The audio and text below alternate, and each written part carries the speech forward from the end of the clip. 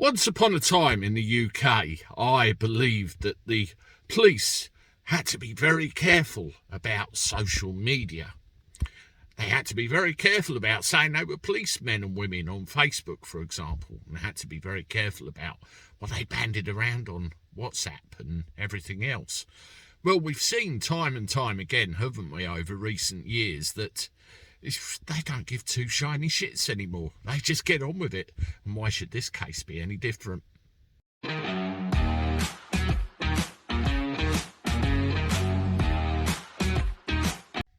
How do everyone? Welcome back to the channel for a Thursday. I hope you're doing all right. I'm not too bad myself.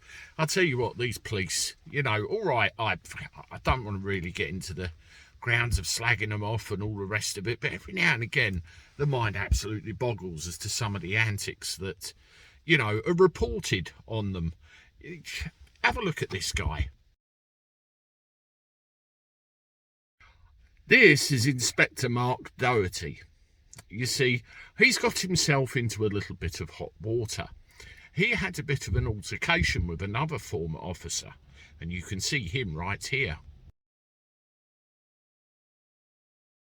This one is Mr. Hardy. He's been retired for quite some time now, and you could class him as a pensioner. I have one of them in my family myself. My old man is a retired police officer and happens to be a pensioner.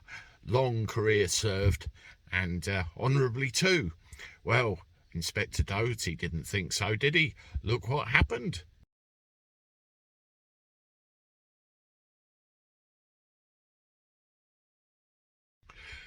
The inspector apparently had justifiable cause to arrest Mr. Hardy for a particular reason that hasn't been disclosed, and there was an accusation of racism involved.